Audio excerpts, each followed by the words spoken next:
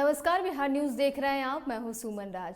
नवादा जिले के गोविंदपुर थाना क्षेत्र के सोरहा गांव में एक अज्ञात मोटरसाइकिल चालक ने एक 65 वर्षीय महिला को धक्का मार दिया और मौके से फरार हो गया। वहीं वृद्ध महिला की घटनास्थल पर ही मौत हो गई। महिला की पहचान हरनारायण गांव निवासी राजेंद्र यादव के 65 वर्षीय पत्नी रूवी देवी के रूप में की गई। ग्रामीणों द्वारा घटना की जानकारी पुलिस को दी गई, जिसके बाद पुलिस सूचना पाकर घटनास्थल पर पहुंची और स्थिति का जायजा लिया। फिलहाल मामले की जांच में जुट गई है। किशनगंज में एसपी डॉक्टर इनामुल हक मेंगनू ने प्रेस कॉन्फ्रेंस कर बताया कि बीते दिन पश्चिम बंगाल के रहने वाले एसआईएस कर्मचारियों द्वारा 2 करोड़ रुपए गायब करने की योजनाबद्ध साजिश को किशनगंज पुलिस ने 36 घंटे में पर्दाफाश कर दिया है। मामले में 60 लाख रुपए, घटना में प्रयुक्त 3 बाइक, 4 मोबाइल जब्त किए गए और 8 अपराध कर्मियों को भी गिरफ्तार किया गया है।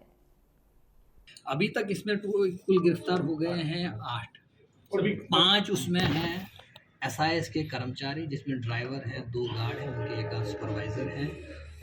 उन ड्राइवर जमील हैं जो जिन्होंने षड्यंत्र चला था, जो ड्राइवर चलाता था, उनकी गाड़ी की लोकेशन देता था और जिसकी पोजीशन से एक सिम मिला, जिसके आधार पे हमें पता चला कि कहाँ और भी लोगों की संलिप्तता है क्या हम आएंगे। उसके बाद हमने एक और अपराधी है यहाँ के शुक्रुद्दीन है, कालू गाँव है एक इधर गोलपोखर थाने में, वहाँ बैठक हुई थी जहाँ से षड्यंत्र रचा गया था।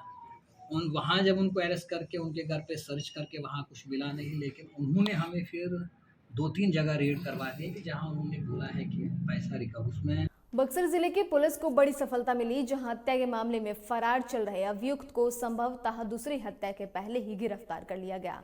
उसके पास से देसी कट्टा, 5 जिंदा कारतूस, एक स्टील का धारदार चाकू और 1 मोबाइल फोन बरामद किया गया है। गिरफ्तार अभियुक्त के विरुद्ध धनसोई थाना क्षेत्र में अपहरण और हत्या का मामला वर्ष 2016 में दर्ज कराया गया था, जिससे वह फरार चल रहा था।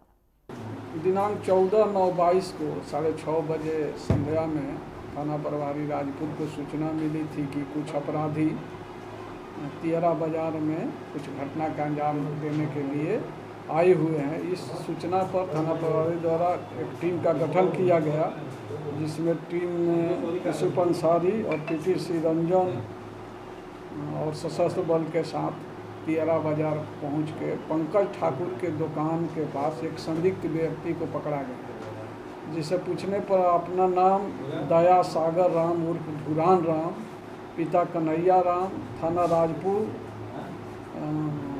ग्राम राजापुर, थाना राजपुर बताया।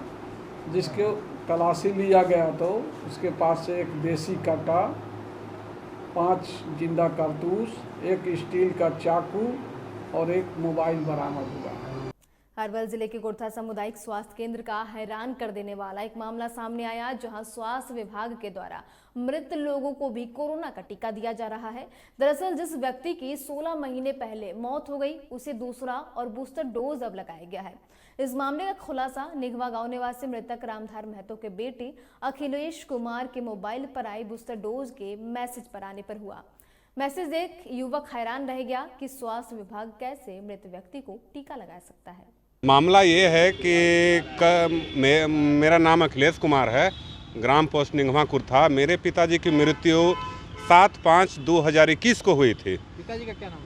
श्री रामधार महतो, वो भी, और 21 को हुई थी। उसके बाद कल अचानक मुझे मैसेज आता है कि आपके पिताजी का कोरोना का सुई कल पड़ा है, 15/9/2022 को।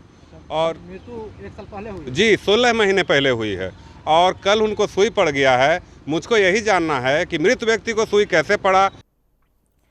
बेगूसराय में तेज रफ्तार तेल टैंकर ने बाइक सवार सेवानिवृत्त फौजी को ठोकर मार दी, जिससे वह गंभीर रूप से घायल हो गया। जब तक स्थानीय लोग उन्हें इलाज के लिए एक निजी नर्सिंग होम में ले गए, तब तक उनकी मौत हो गई थी। वहीं मृतक की पहचान साहिबपुर कमाल थाना क्षेत्र के फुलमाली गांव निवासी लगभग 70 वर्षीय सेवानिवृत्त फौजी अर्जुन प्रसाद सिंह के रूप में की गई है।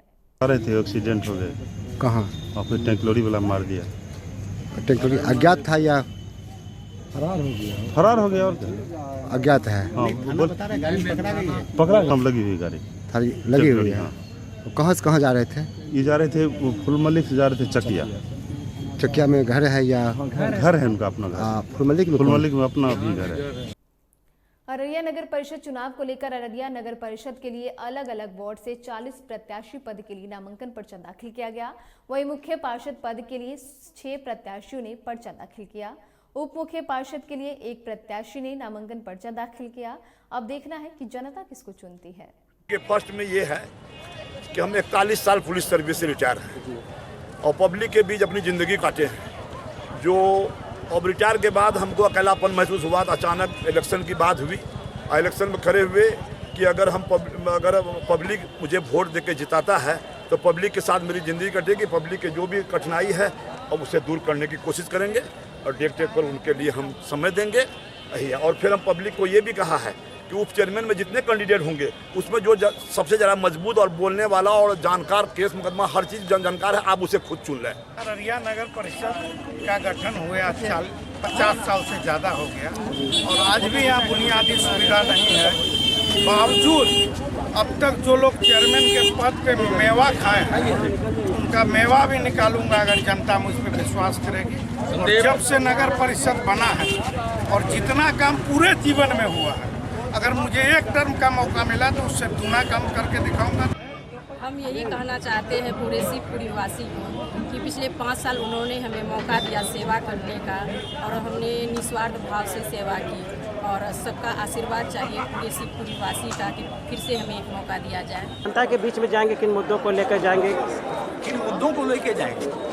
ये पूरा जो नगर पालिका नगर परिषद है, इसकी जो पूरी संस्था है, व्यवस्था है, इसकी कार्य संस्कृति चौपट हो गई। इसमें से लोगों का भरोसा उठ गया है। उस भरोसे को बहाल करना है और विकास का मेरा स्पष्ट दृष्टि है, विजन है। सीतामढ़ी में भारत नेपाल सीमा जाली नोट के अवैध व्यापार का सुरक्षित अड्डा बनता जा रहा है। सीतामढ़ी पुलिस को इस मामले को लेकर बड़ी सफलता हाथ लगी है, जहां जाली नोट का कारोबार करने वाले एक दंपति समेत 5 लोगों को पुलिस ने गिरफ्तार किया है। सीतामढ़ी के नेपाल सीमा पर स्थित मेजरगंज खैरवा गांव में एसपी द्वारा गठित टीम के द्वारा छापेमारी की गई, जिसमें 5 लोगों को नेपाली जाली नोट के साथ गिरफ्तार किया गया है। गुप्त सूचना मिला था कि मेजरगंज में खैरवा गांव है, जहां पे कुछ भारतीय और नेपाली संदिग्ध व्यक्ति लोग इकट्ठा हुए हैं और जाली नोटों का जो है कुछ लेन देन की बात प्रकाश में आई थी। तो उक्त सूचना के आलोक में पुलिस अधीक्षक महोदय के निर्देशानुसार एक टीम का गठन करके छापेमारी किया गया खैरवा गाँव में, जहाँ से 5 व्यक्तियों को गिरफ्तार किया गया। और इसी के साथ फिलहाल अभी के लिए बस इतना ही। तमाम अपडेट्स के लिए आप बने रहें बिहार न्यूज़ के साथ। नमस्कार।